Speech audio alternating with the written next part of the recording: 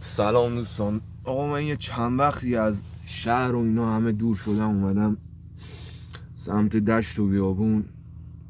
از تکنولوژی خیلی دورم. ببین نمیدونم دیده میشه یا نه، کلا خواهد اصلا یه وضعیه.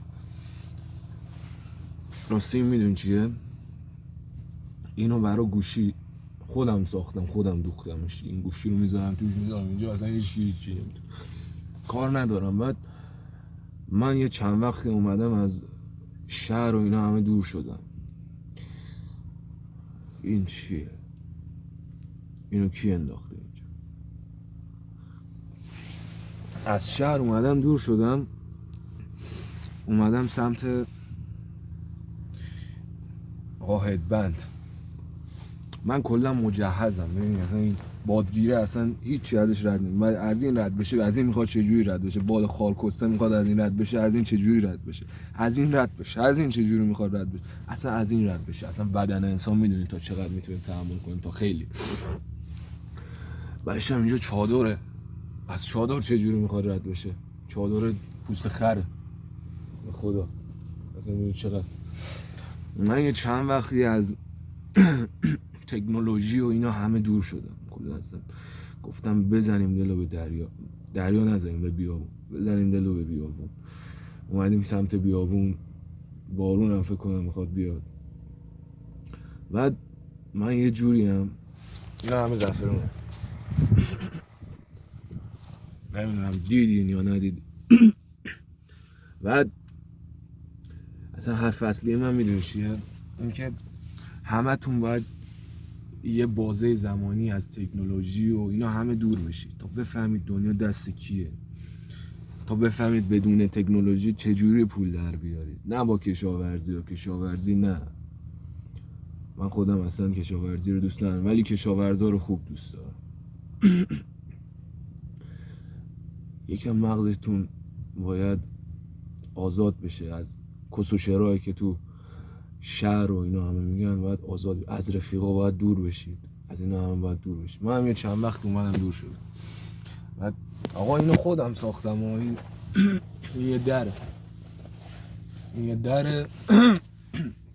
میدونی من چرا گلوم اینجوری میکنم؟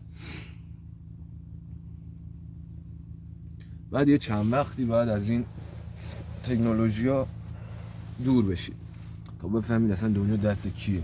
آقا ما هم یه زمانی موهامون فر بود، نمیدونم از این گوشوارهای خارکسته میزدیم به گوشمون، از این گردنبندهای صلیب مینداختیم تو گردنمون، دختر دورمون زیاد بود.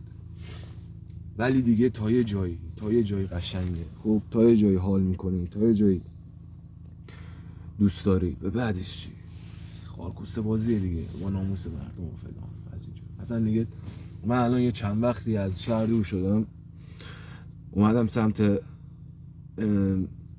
همین دهات. حالا نمیگم کجا. الان 3 دقیقه و نیم من دارم حرف میزنم. این حرفای من کس و شعر نیست، دارم میگم چجوری باید زندگی کنید. باید یه بازه زمانی از این تکنولوژی دور بشید. چرا؟ چون باید یاد بگیرید که تکنولوژی با شما بازی نکنه، شما با تکنولوژی بازی کنید. یعنی از تکنولوژی هم که دور شدید معتادش نباشید. نگید نمیتونم من بدون کامپیوتر، نمیتونم من بدون پی سی سیستم، نمیتونم. اینا همه کس و شعر، اینا همه فقط خودتو داری قانع میکنی. من اومدم این چادر رو ساختم، یه دونه عکس گرفتم، آموزششو دادم، گذاشتم تو یوتیوب. 50,000 تا ویو خورد، ولی خب باز دوباره حذفش کردم. چون میدونی من اگه اینو بسازم یکی دیگه هم میره میسازه، میاد فیلم میگیره و کس و شعر. باید یاد بگیرن چجوری خودشون از عقل خودشون استفاده کنن، نه که من بیام لقمه رو بذارم تو دهنشون بگم آره رفتید اونجا و همچین کارهایی فکر کنید، همچین کارهایی بکنید. اینا همه کس و شعر. حاجی ما یه دونه دختر خاله داشتیم، یعنی از این خاله الکی ها، نه که خاله خودم، یه دختر خاله داشت. عجب چیزی بود. اینو ما یک بار آوردیم تو حیاط خونمون،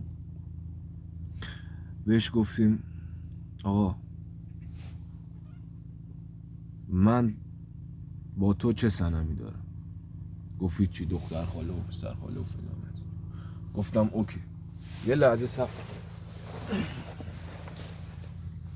آقا اینجا رو من ببین چقدر ماهر اصلا حرفه‌ای ساختم. اینجا سر تو میذاری، هر کی اومد سری خودتو جمع میکنی، سری خودتو جمع میکنی. حال کردی؟ نمیدونم الان گرفت یا نگرفت، ولی اینجاست. اصلا اینجا یه دیدبانیه یا فقط یه دونه وینچستر کم داره، یه دونه مگسی کم داره. آره خلاصه آقا من خیلی حرف زدم، از شما معذرت میخوام. هولوکوست نیستم، فقط خواستم بهتون بگم دنیا دست کیه.